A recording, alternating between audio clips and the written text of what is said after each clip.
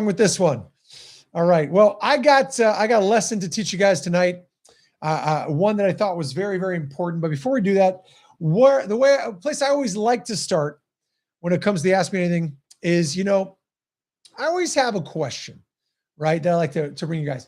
And it usually comes from an observation that I just see in the world, right? Just general observation. I see it and I'm like, huh, why is that? I've talked to you guys about sports parents losing it on referees. I've talked to you about, variety of things. I got something for you today. All right. Let me do this. All right, let me do this. Hey, let me show you. Where could all my photos be? They have not come up yet. That is odd. They should have. Upload failure. That's not fun. Pourquoi? All right, let me try another one. Let's try this one. Let's see if this works.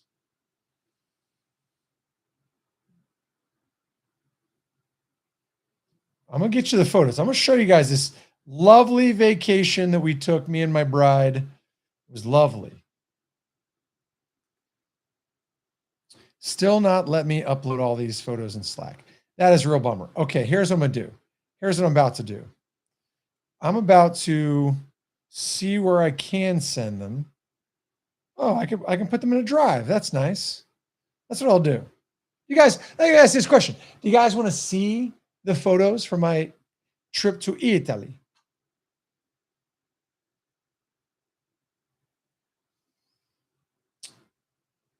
I got some beautiful photos, mostly of my beautiful wife. Darlene says, absolutely.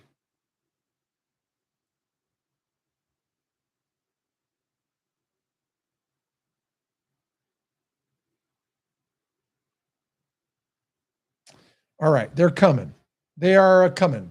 All right, and I'll bring them up and I'll show them to y'all. Sure, you're going to appreciate them, especially of my missus. We live in Aviano. Paul, you live in Aviano. Where in the country? I got to look up Aviano, Italy now.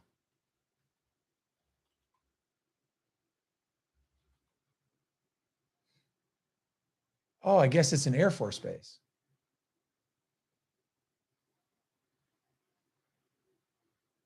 Let's see where that's at. Oh, you're up in the Northeast. Ah, okay. Okay. Air base. Yeah, I got you. I got you. Yep. Let's go to the drive. We're going to bring these up. Okay, here we go. Now you get to see. Oh, it's going to be so lovely. Here it is. Let me make it big and wide. And then I'll zoom in so you guys can see the beauty, the beauty. All right. What do you think? Yeah, dinner of Vito's. Hi, what's up, Karen Vision? How are you? It's me and my lovely bride on the terrace of the villa we were at. So fantastic.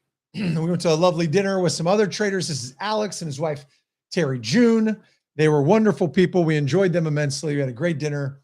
This is on the patio of a beach club we went to. This is a little bit west, still on the Amalfi Coast. Did a nice little hike up into the woods. Beautiful. Had some lemonade waiting for us. Me and my bride, we went to a club. Can you imagine us? 44. No. My wife, here's a fun fact. My wife, when she dances, she puts on a dance face. Do you guys ever make a dance face when you dance? My wife's like, I don't know, it's a pursed lips. It's weird, but it's a dance face. This is this tiny little electric car that I drove everywhere because the streets are so narrow. And I felt like a bear on a tricycle in this thing. It was amazing. This is me and Tim Sykes, who hosted us, who's an incredibly gracious host. This is us on the hike. Me and my wife at the beach. My wife just enjoying the sunshine with this beautiful mountains in the background. Me and her. Us at lunch. Me just loving lunch. Look at this. I got the Pellegrino. I got the olive oil. Oh, so nice. A little bit of gelato. This was a fresh Italian kitchen that we ate at. Oh, so good. This is they served this like lemon sorbet yeah, it was amazing. In a real lemon. Awesome. At this Donna Rosa.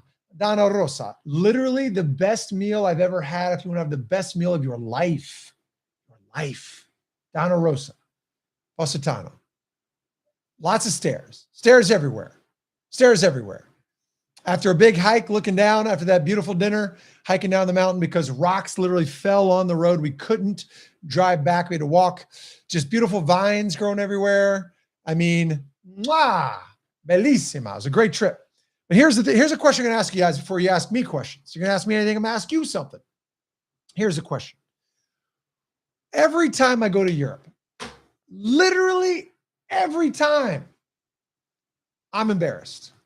What do you think I'm embarrassed by when I go to Europe? If you had to guess, what do you think I'm embarrassed by when I go to Europe? I'm always embarrassed. I always get embarrassed by this. Every stinking time. What do you think it is? Yeah. Not knowing European history. Nope. Got that down. Pammy's right. I'm embarrassed by America. Now, it's not a political statement, not hampering on, Trump or anything like that. What do you think is the thing that embarrasses me about America when I go to Europe? Not being able to speak the language? Nope, that's not it. Not the drama. Nope. No, Jonathan, you're right, though. I wish I was here for that. What do you think it is? It's always one thing. It's other Americans, Paul. Like, we're going through the Paris airport, and Americans, like, you don't need to yell at people. I get it. The Paris airport is confusing. So just ask people in a voice, right? That's just like, excuse me, I wonder if you could help. I don't understand this sign. Can you help me understand how to get to Terminal 2EM? Now, granted, the signage isn't great. They're not great. Okay. But, right, my thing is this, like, don't yell at people. Don't reinforce these stereotypes that all Americans are like just loudmouth buffoons that just like have to have their way. I get travel is stressful. I get the signage is bad. I get that it's, that you got to get somewhere on time. I get it. But yet, tell me when the only time that I know of that yelling at people works is on the basketball court, right? Outside of that, I just don't get it. Can anybody explain that to me before you dive into your questions? I just don't understand. Like, the French are always, they're so chill. They're like, I do not know. I will help you. We will find a way. Oh, this is where you go. Oh, you need to take the elevator downstairs to the bus terminal to look for 2ME, and you will find more stairs, go upstairs. It's just like, they're so chill. Everyone's like stressed out getting through these passport, areas, and the thing's not working. And the French are the most chill. They're not freaking out. But even in like this one restaurant I'm at, we're at in Italy, some Americans got to be like yelling about his bill or something like that. And it's just like, guys, why? Why do you do that? You're a guest in someone else's country. Be like, if you're in someone else's home, you're not gonna be like, why isn't there, why can't I find the bathroom? It's just like, calm down, man. Like, drink some vino, whatever you got to do. There's no reason to be impolite. There's no reason to be loud, right? There's no reason to get all, right? I don't know. Drives me nuts. Yep. Drives me nuts. Every time I get embarrassed, right? I get embarrassed. But all right, that's enough about me. We're here for the Ask Me Anything session, where I will take, at this point, 5 of your questions, and then I want to spend 10 minutes to walk you through something here that I'll probably talk a little bit more about this week. But as always, I'm going to put the questions up on the screen, and we're going to walk through them because I like to be available to y'all to make sure that you get what you need here in this crazy world called the market. All right. So have at it, my friends. Oh yeah. Americans getting drunk overseas. I can't imagine. Literally. I just want to knock somebody out. I wouldn't do it because I don't want to get arrested and thrown in foreign jail. I'm just saying, it makes me want to just like, what do they say in Italy? Cacazzo, huh? Means like, what the heck? All right, here's good questions. Ask me anything session for 6/9/26. And let's start taking the questions. Number one, how can we safely play IPOs? Okay, I like it. I'll take it. Good. What else we got? What else you got?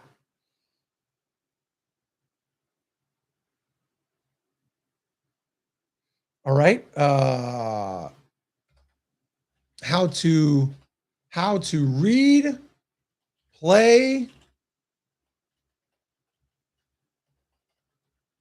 smart money orders in this market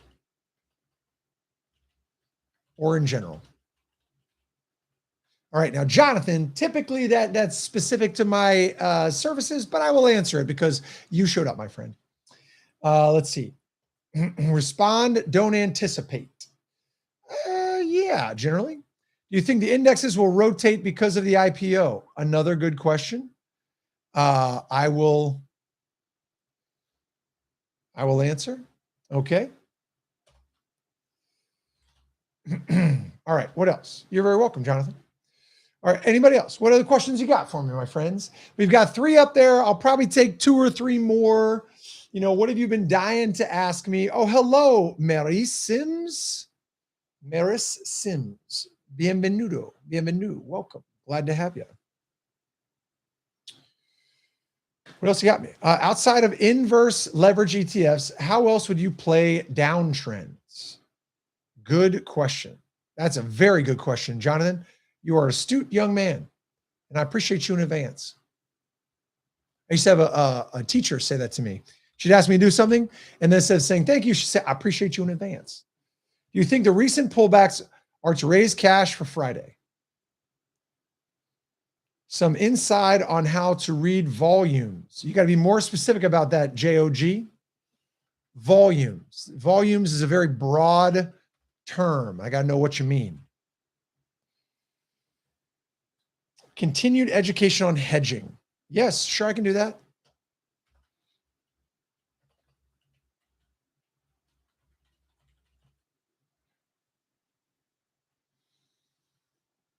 Good. We got 6. Let's have it for a lucky 7 spot. What do you guys say? What do you say? All right. What is the difference in entering at 2 open or close? Oh, that's very simple. Karen, rewrite your question for me, Karen. I want to make sure I'm answering the right question that I think you're asking.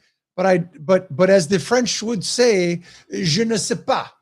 I do not know exactly how to read the volume profile. Well, that's a different question, Jag. I'll see if I can get to that one, right? Other maybe questions.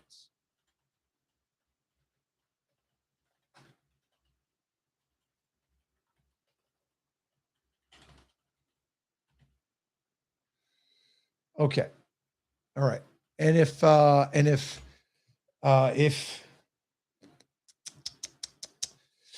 rephrases her question, I'll answer that. If not, I got a backup question. So, hey, let's dive into this, friends. What do you say? All right. So, good stuff. All right. So, let's talk about this for a second. And I should probably bring up my I don't have my Thinkorswim open, so that'd probably be good. That's what I thought you were asking.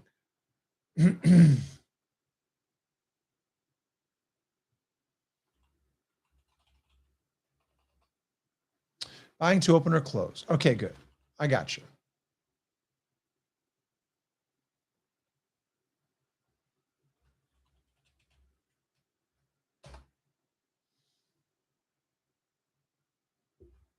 I got you. Okay. Is the typical 9:30 to 9:45 pullback each morning swingers taking profits because it's rather consistent?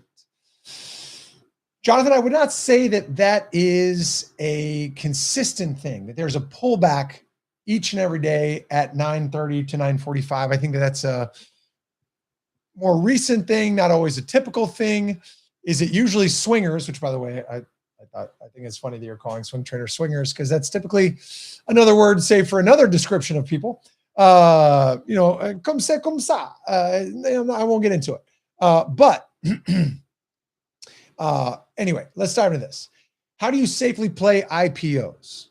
You want to know? Here, right? You take the candle on the first day, right? Mark out the top, mark out the bottom. All right. On the following days, if it breaks the top of the first day candle, then you can play it to the upside. If it takes out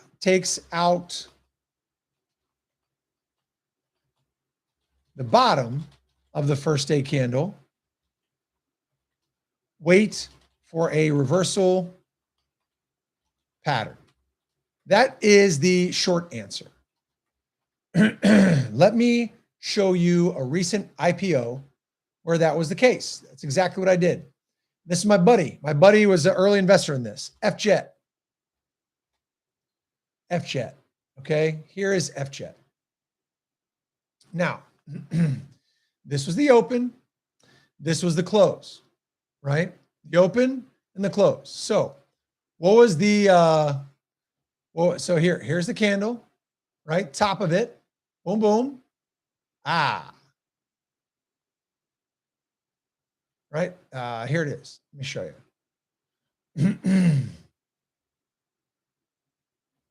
Okay, here's the top.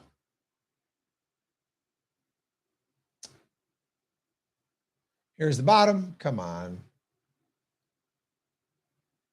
And when it broke 1781, I played this sucker, right? I played it. Now, I didn't know where it was going to go, right? I didn't know where it was going to go. But once on the third day, notice day 2, it did not break the bottom. So it just what does that mean? After 2 days, hasn't broke the top, hasn't broke the bottom. Now it's not inside the body of the candle, but it didn't break the top and it didn't break the bottom. Okay. So once it broke that, it's on like Donkey Kong.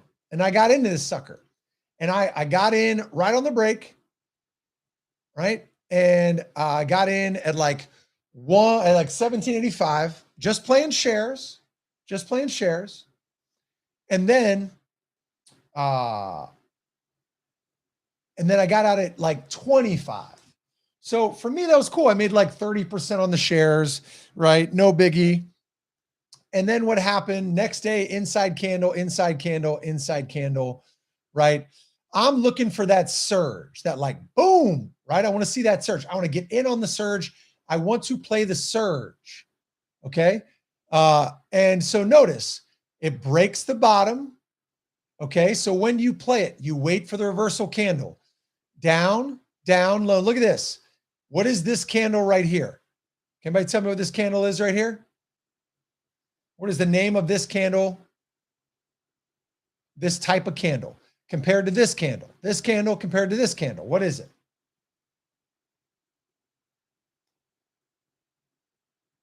What is it? It is an engulfing candle. That's your first sign of the reversal. All right, of the reversal. And then you can wait until the break, either back up above the bottom of that first candle level, or really right here, right? Because that is the swing high broke above that. So you could play that from 569, back up here to previous resistance, as you saw right there. Boom, 569 to 1172. That didn't suck, right? But that is what I want you to understand is you either play a breakout of the top of the day one candle, or you, when it breaks the bottom of that day one bottom, you got to wait for the reversal signal. Make sense? I don't know who asked that question, but I want to make sure that that answers your question. That's a way to play it. Now, if you're asking a different question, like, hey, how do we play this massive stinking IPO that's coming out from SpaceX on Friday? Is that your real question? You can be honest. Is that your real question?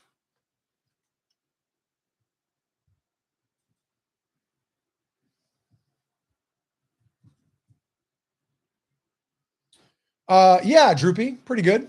It's good. That's good strategy.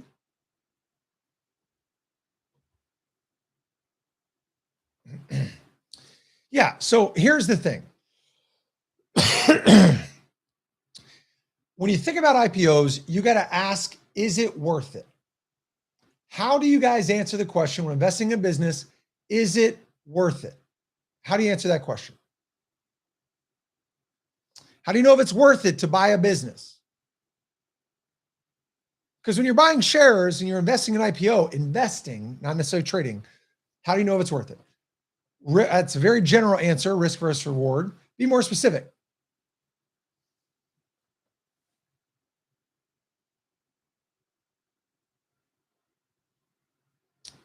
If it makes profit, if it's making profit, nah. Because there's plenty of businesses that came out that weren't profitable. Look at Amazon. Wasn't profitable for years. Not high conviction. No. Write this word down. Multiples. Multiples. A friend of mine just sold his business for a 11x multiple of its EBITDA. That's its bottom line, right? What it makes bottom line. Do you know what the multiple on NVIDIA is right now? Anybody?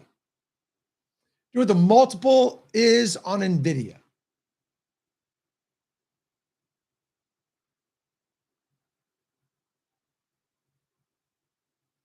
It's like high 30s, right? Like high 30s. Do you know what the multiple is on Tesla right now?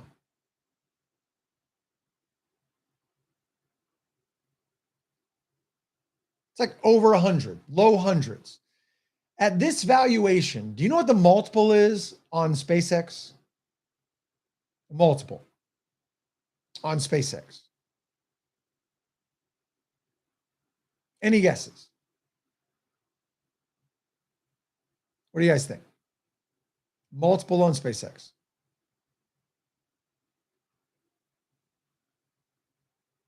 Yeah, Pammy, 10. No. Well, Jonathan, if that was a joke, well played, sir. I did. It's like 250 plus. That, my friends, is what's called too rich for my blood, right?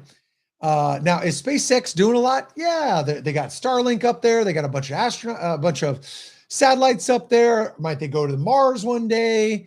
Might we have data centers in space? Yeah, but right, there is this saying on Wall Street: buy the rumor, sell the news. And for me, I gotta wait, watch, and see what this thing does. Right? I gotta wait, watch, and see what it does. For a multiple of 250, 1.7 trillion, no, not me, not my money. I'm gonna wait. I'm gonna wait, watch, and see. I'd rather be safe than sorry. That's what I'm saying about SpaceX. How do you play smart money orders in the market like this? Okay, all right. Here's what I want to tell you about smart money orders. Okay, smart money orders. Smart money orders are just that. They are orders. And that does not mean that it is absolutely a guaranteed silver bullet. Just follow and watch. Just so you know, that's what they are. Okay. The most important thing about smart money orders is confirmation in the form of price action. All right, price action. Okay, so this morning, for example, I saw a massive order in NVIDIA. It was massive, right? Here's the 5-minute chart. Here's NVIDIA. We got this massive order that came through in NVIDIA, right? Let me see if I can bring up this and show it to you.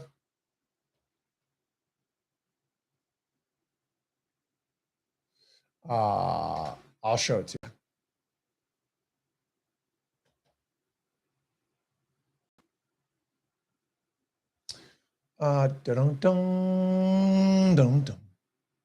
Okay, here's our scanner for the day. Here's the golden sweeps. Once the scanner takes a minute. The execution point was all wrong. I waited 12 minutes for the dip before entering, so it confused me why they would have entered NVIDIA at the peak.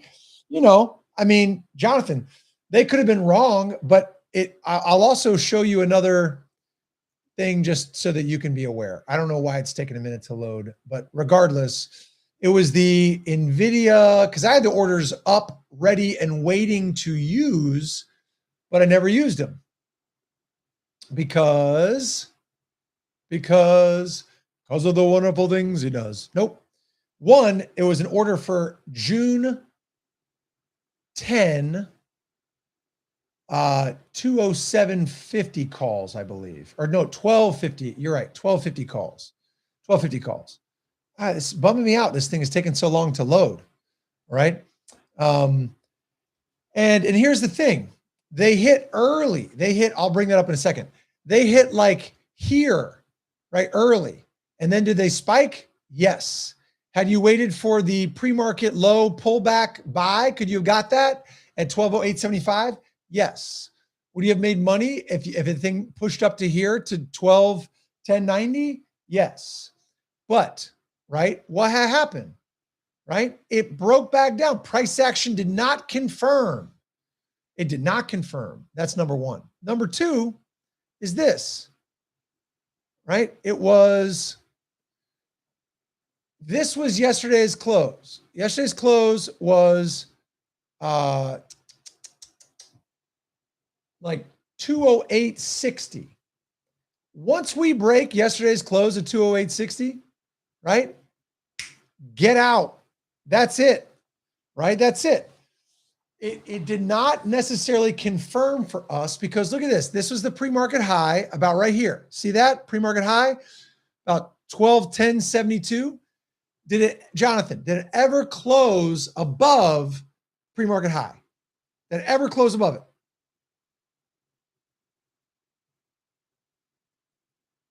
Nice, Jonathan. Nice. I did too. I had an NVIDIA trade today. My question is, it was a golden sweep, never got above and closed above on the 5-minute chart, the pre-market high. Never did.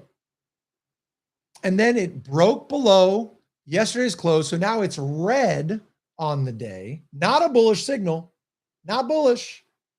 And so price action is the truth, right? You shall know the truth and the truth shall set you free. Price action did not confirm. Today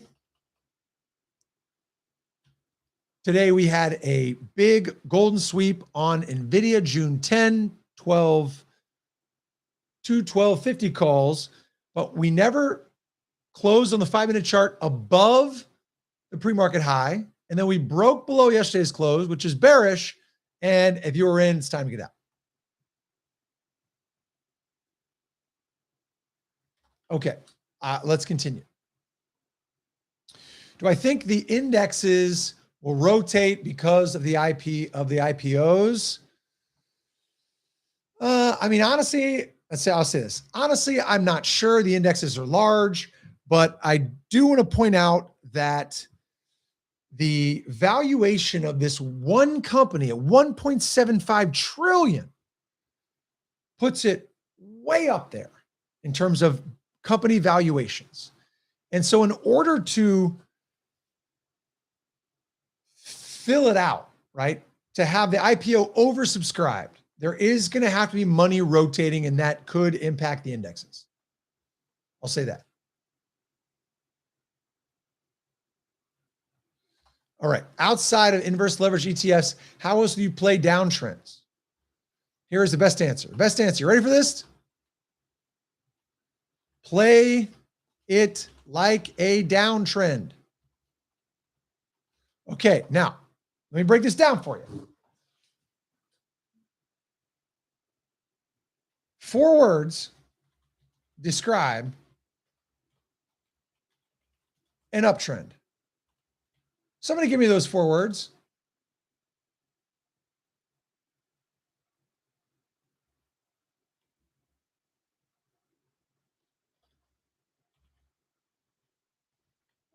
You know what it is. Higher highs, higher lows. Okay. So, what are the 4 words that describe a downtrend?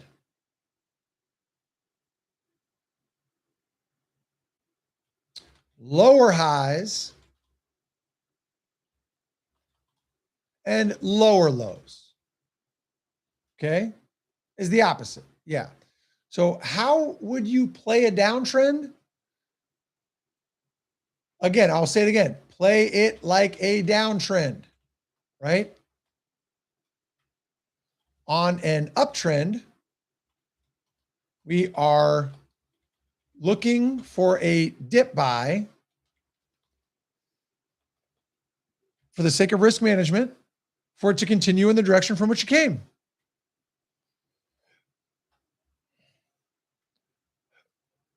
On a downtrend, we are looking for bounces to resistance for further downside direction.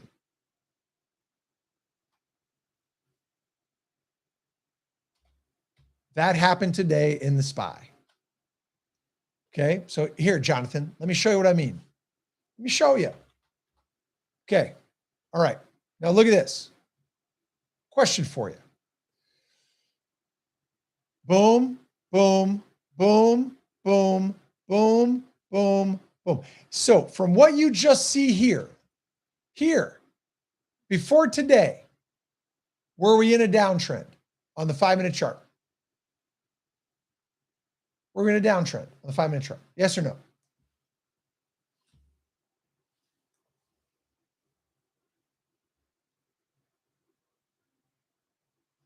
Let's forget about today for a second. All right, here's a high, here's a low. Is this a lower high? Yes. Is this a lower low? Yes. Is this a lower high? Yes. Is this a lower low? Yes. Is that a lower high? Yes. Is that a lower low? Yes. Okay. So notice what I did. I drew out my levels, bounced off this, rejected that, right? Came back down, rejected that level of 245. Drop continued on Friday, and it held about that 734 level. Okay. So when the price bounces back up on Monday, where is it likely to reject on a downtrend? Previous resistance to continue in a downtrend. Had you taken those puts on SPY 745, you could have ridden that back to the downside. That's how you do that. Now, Jonathan and anybody else, yes or no? I should say true or false. Is 745 now a known resistance level? True or false? Is 745 now a known resistance level before you even know about today? Before you know anything about today? True. So if we are in a downtrend, what direction are we likely to continue in until we see higher highs? If we're in a downtrend, what direction are we likely to continue in short term until we see higher highs on that? Down. Okay. So then today happens and we have that 745 level. Okay. Now look at us. We go back up here, right? We don't, we get 1, 2 closes and then boom, right back down. We reject it. Okay. We reject it. And then we break that level and then it's Donkey Kong from there. Down, down, down, down, down, down, down. Okay, look, price gets below VWAP, rejects VWAP, rejects the 8. All you got to do is play momentum on the 8 EMA. The bottom of the red is the 8 EMA. Drop, 8 EMA, rejection. 8 EMA, rejection. 8 EMA, rejection. 8 EMA, rejection, until we get 1, 2 closes above it. Once we get 2 closes above it, what happened from there? Reverse, reverse, reverse. We came back above VWAP, we held VWAP, and then we bounced. So that's what happened today in the SPY, right? Once the downtrend was confirmed, right? We buy puts anytime price comes back to the 8 EMA because we have downward momentum, period. That's it. That's it, right? Now, can you play inverse ETFs? Yes. Play them in the same way. That's it. Play them in the same way. All right. Do you think the recent pullbacks are to raise cash for Friday? No. I think the recent pullbacks come from, one,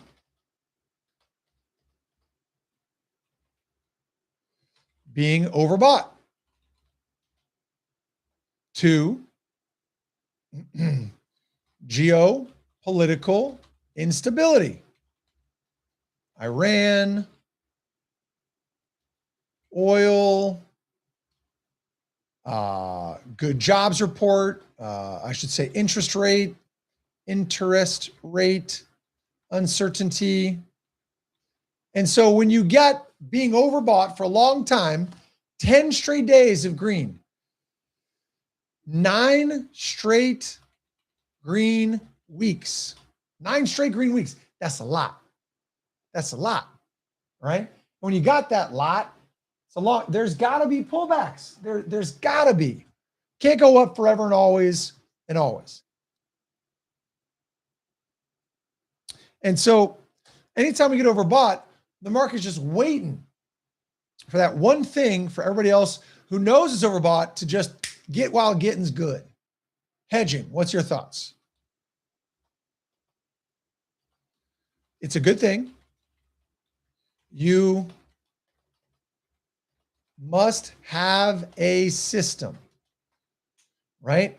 Must have a system, right? When do I put on a hedge? What hedge do I use?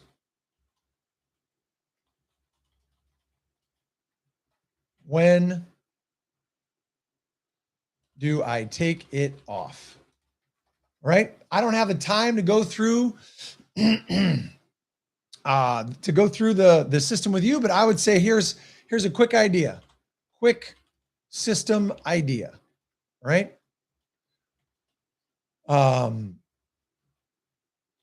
When the SPY hits a 3 ATR, whatever time for, okay. Yeah, I'll say this. Whatever time frame you're on, go out 14 periods and buy puts on the upside for 14 periods away. So if it's a daily chart, 14 trading days away, and then hold that hedge until the trend closes above the 21. So for example, SPY up here on the daily chart. This was a 3 ATR, about 760. Okay, now look, this was a 3 ATR. And what happened? Came back down to roughly the 13. This was a 3 ATR. Now you could have got it up here at like 379 and be like, the hedge isn't working. Next day, the hedge isn't working. Next day, the hedge isn't working. Next day, oh, it's working a little bit. Oh, crap, it's not working. But is that a higher high? 9, as the Germans would say. I didn't go to Germany, but that's what they say. And then what happens? Brr, brr, brr, brr, brr, right? Downward, downward. So let's bring up this chart just so you guys can see what I'm talking about. This is the SPY. We're at like a 3 ATR right here, 4 ATR. Holy cow, right? And then bam, within 4 days, we're back down here to a 2 ATR. Drops 2 ATRs. That hedge would have worked, right? And I pay myself along the way with the hedge. Okay, at every ATR drop, I pay myself something. 3 ATR, not quite, pretty much close, pretty much right there, right? And then boom, sideways, down, tries to make it, can't make it, down, and then look at us today. Holy cow, look at that. In what, 6 trading days? Good Lord have mercy. We went from a 3 ATR on the 2nd, which was a Tuesday, and in 1 trading week, we moved from 760 to 720. Woo, doggy. Would that hedge have worked? You bet it would have. All right, you bet it would have. So that's one thing to consider. 3 ATR and or at close below the 8 EMA. I'm not sure your question is, Steel Stocks. That's one to consider. All right, what's the difference between buy and open, buy to close? Buy to open means you are opening or starting the contract. You now own it.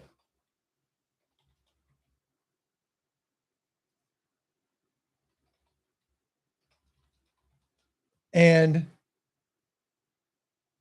hopefully have a trade plan with it.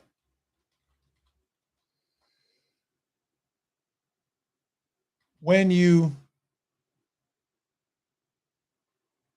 want to get out, you sell to close. All right. Now, if you are selling options, which is risky because you have, not, I want to say unlimited, but it's bad. I mean, especially if you're selling calls, it's unlimited upside, right? Options, which is risky, right?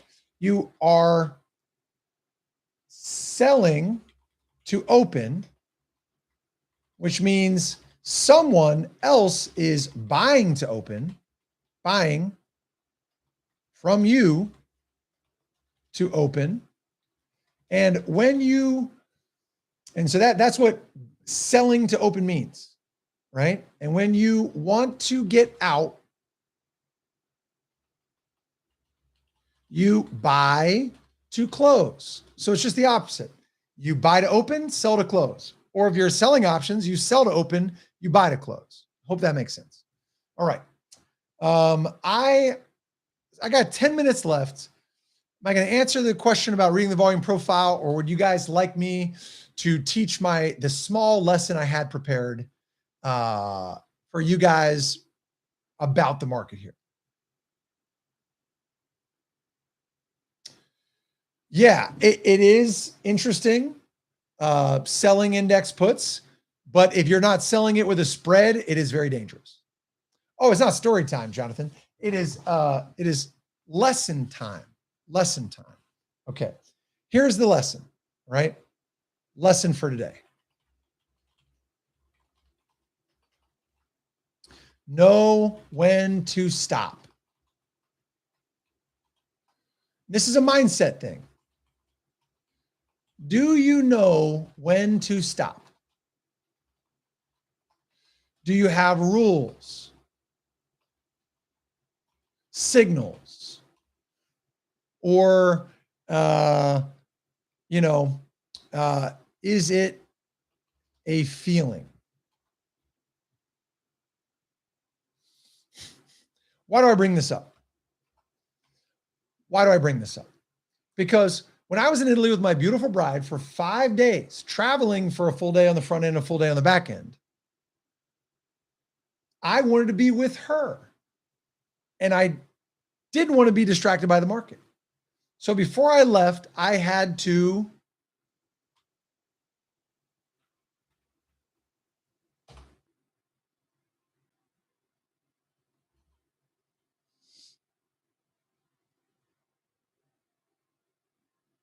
what I had to do?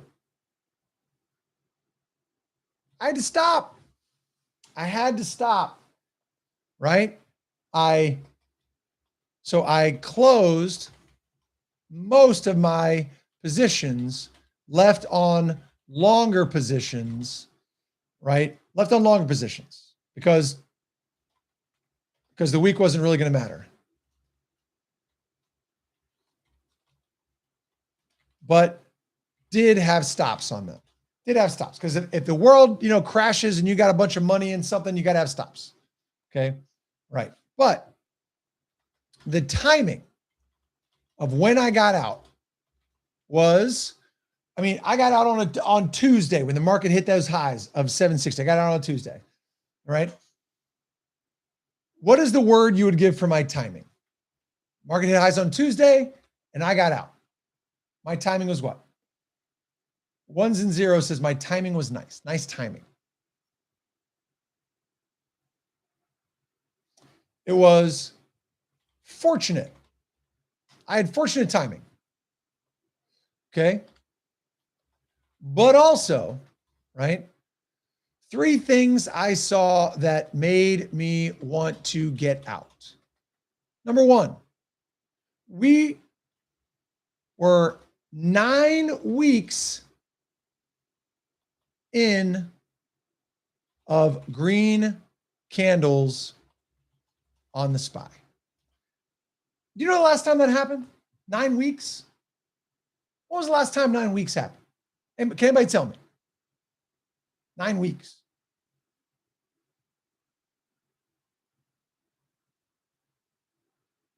Nine weeks. When was the last time that happened? I don't think it was 2020. I think it could have been 2020. I thought it was 2023.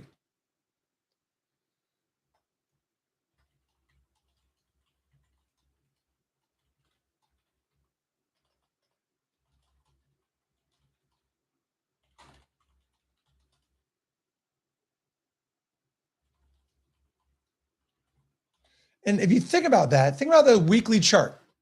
Okay, let's look at the weekly chart here. Let's go back 5 years. Okay, 9 weeks in the SPY. This was in 2023. Right, let's just go here. Okay, what was it? Here. Yeah, 2023. 1, 2, 3, 4, 5, 6, 7, 8, 9. 9. But think about that.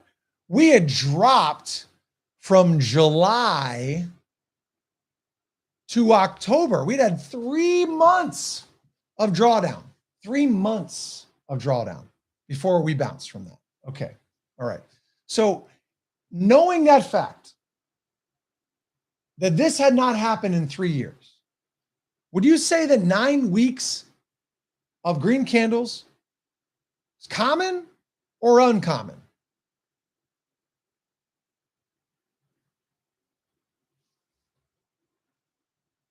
Common or uncommon? Right?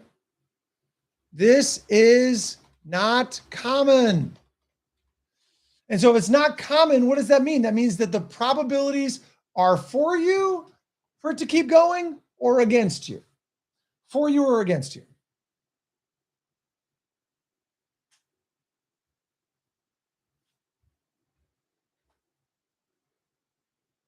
Low, very low probability it keeps going. So my first thing in getting out was the timing of it. You got to just generally know where the market is at and how it's doing and what's common and not common. And that's not common. Okay. That's number 1. All right. Number two, we were at a 3 ATR on the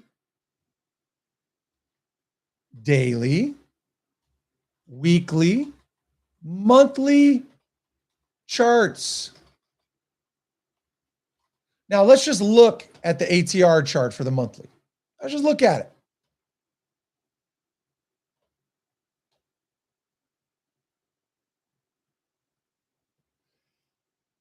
Now, look here, right? The monthly chart. The last several times we've gone to 3 ATR in the monthly, right?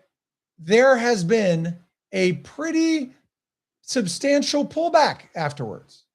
Okay, look at this. We go to 3 ATR here. We go from 285, right, back down to 250. And as a percentage of the market, 285 to 250. Somebody do that math for me. 285 to 250. What percentage drop is that? 285 to 250.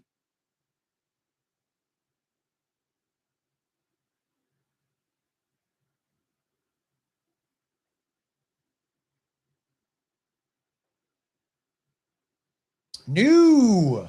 285 to 250. Come on, be frank. That's an over a 10% drop, 12.3. That's called a correction, my friends. And then we do it again. 3 ATR. We go from 295 to 232. What percentage is that? That's over 20% correction. People were freaking out, losing their minds. And then we don't quite get to 3 ATR, and then we get this COVID. Now, you can just pretty much count out COVID, okay? But we weren't at 3 ATR. We were here. And then from 450 down to 428, 7%, right here. And then 1 month, 2 months, 3 months. And then when we get after that third month of the ATR, 479, way down here to 350. Gee, ouch.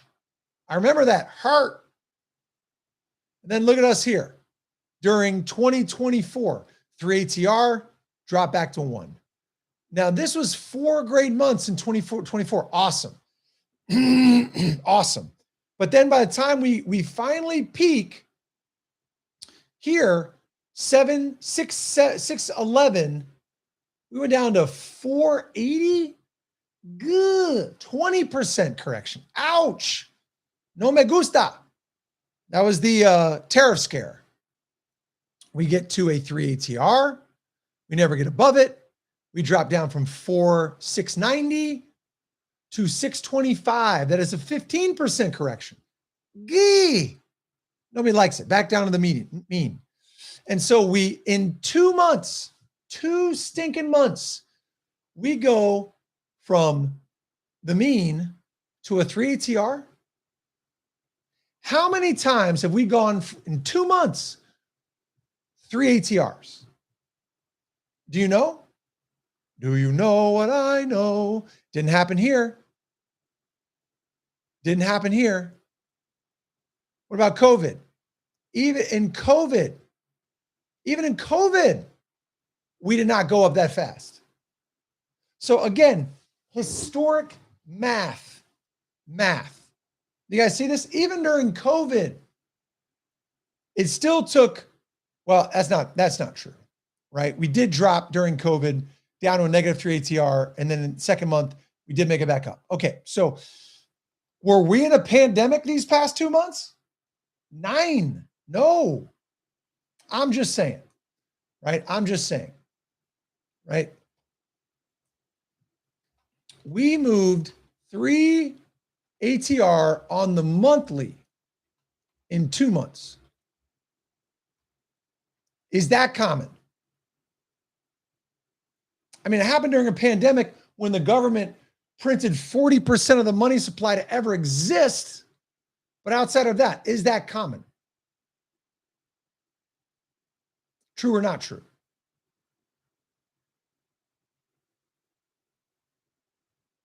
This is not common.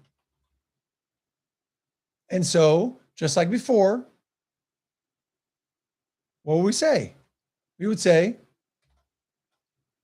very low probability, right? Just the math. So, what's the first thing? Timing, right? Timing of it all. The math is pointing against you, okay? And then number 3, what do I see? Third reason for me to get out, right? Honestly, you guys want my honest reason? Third reason? I kept hearing from everyone how well they were doing in the market. That leads me to believe they are feeling what? They're feeling what? If everyone's doing great, everyone, I'm making money, you are making money, right? Greedy and euphoric. Okay, so what does Warren Buffett says? Buffett said, when everyone else is fearful, be greedy. When everyone else is greedy,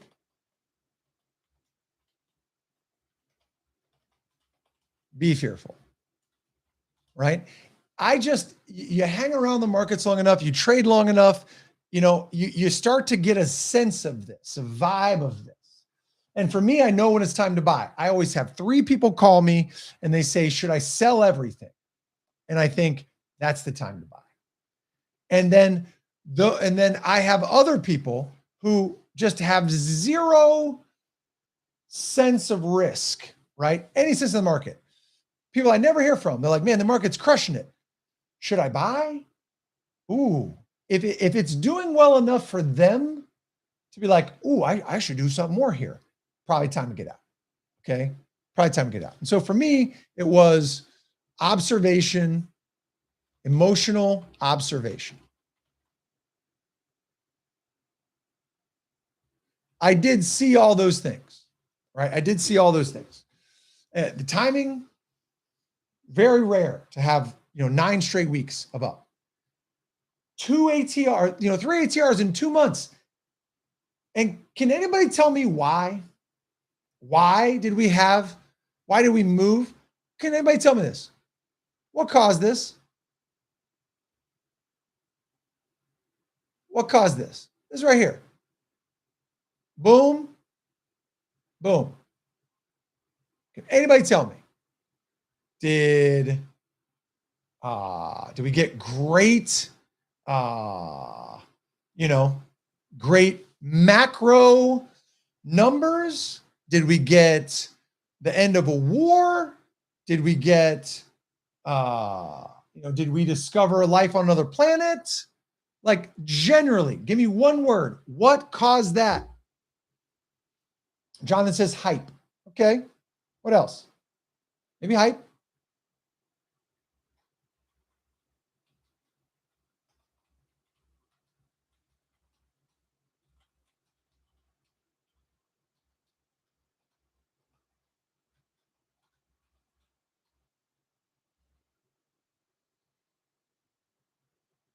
Hope, hype. No one's really giving me an answer. I mean, Wendy, I think your answer is why it might have dropped.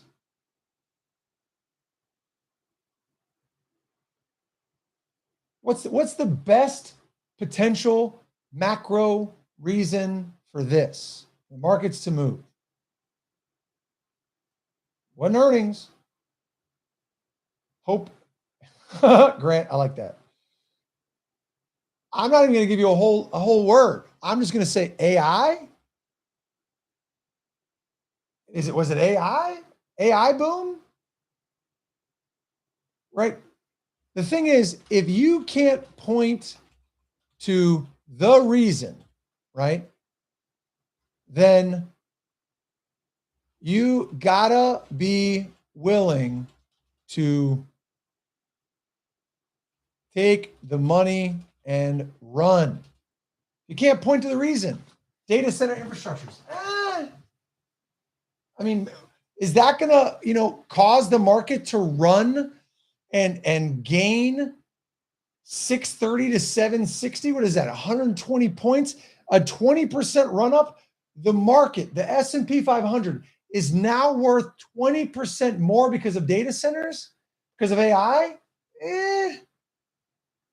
That's all I'm saying. Like, I can't point to the reason why. Could I point to it during COVID? Yes. What is the reason during COVID that we ran up so far so fast? What was COVID's reason? Wasn't the economy. Wasn't the business cycle. One reason and one reason only. Wasn't the pandemic. Wasn't administrative drama. No, none of that. Printing money. We printed 40% of the money supply to ever exist. So the market repriced itself accordingly because now everything has to be worth more because dollars are worth less. Same thing happened in the housing market with bored people at home and extra money in their pockets. Yeah. Well, we can't point to that here. And so if you don't know the reason why, you got to be willing to get out, take the money and run. Does that make sense? So that's my points here. That's the lesson I want to teach you guys here today.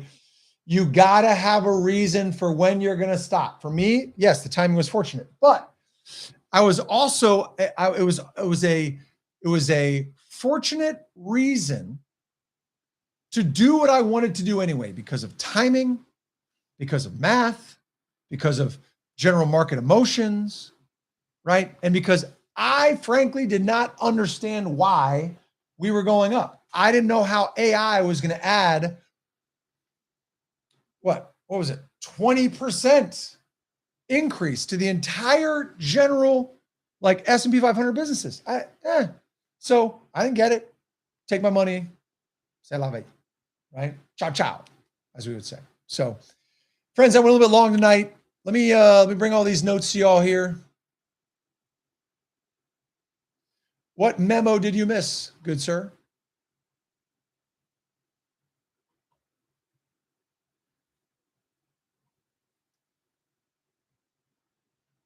Well, you're very welcome, Darlene. Happy to serve. The memo saying get out. Jonathan, I was in several of my services in the morning being like, we are now week 8. We are now week 9. Right? I mean, I feel like I never got this memo of like, get out. But I mean, for me, I'm leaving, right? I'm leaving.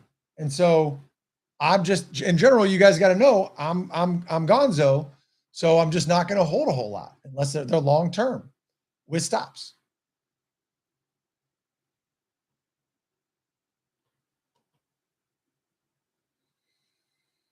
All right, here we go.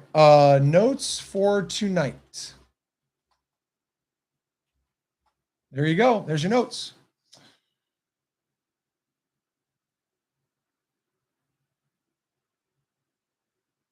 Once I did a video that said that the market wasn't trending anymore, and that told me to scale back on my swings. Okay. Blonde and old. You're sharp, Jonathan. Don't do that to yourself. You're sharp. All right. So, hey, the link is in there. I'm signing off. I'm going to put my kids to bed. First time I got a chance to put them to bed in a week. And so I hope this was helpful. It's been recorded. You should be able to check that out, to see that. I'm going to stop sharing and wish you guys the best. Have a great evening. What do you say? What's the word? Buena, not buena sera, buena nicta. Good night. Maybe that's Greek. I don't know. But buena notte. Good night. Good evening. Hope you guys have a great evening. Hope you guys get a chance to check out those. Oh, yeah, for sure, Jonathan. By the way, friends, for everyone who's here, if you don't know, I have a website called growwithben.com. It is for free. And my main man, Jonathan, was the #1 contributor this past month in comments and stuff in Grow with Ben. So he and I get a one-on-one call together. So if you guys, and by the way, I think Wendy you're up there, Wendy. I think you're the next one for that one-on-one call. But hey, you guys want to check it out? Go to growwithben.com, sign up for free, make comments, and maybe you and I get a one-on-one call. So anyway, all right. So the link should now be working for the notes. Once I see all you guys flooding in there, I will. I'll know it's time. So check that out. Click on that link to let me know you guys get access to those notes, and then I'm going to sign off and say ciao, ciao. Put that link one more time. Share.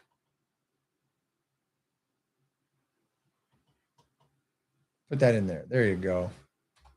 There you go. There's the link to the notes. Click on that link. At least one person click on the link and let me know that somebody else is in here. You tried 3 times. It's still not working, huh? Let me, oh, there's a bunch of access requests. Anyone, okay, I'm updating it. Now it's up. Okay, try it again. Try again. Should be good now. I messed it up before. I just updated the access. There it is. Now people are getting in. Okay. I couldn't sign off until I knew you guys had access to it. All right, great. Right on. I just changed it. Now it works. Now it should work. Okay, good stuff. All right, friends, appreciate you. Ciao, ciao. Be good. Be good to others. If you guys can get some limoncello up in you, ooh, it's delicious. And I hope you do.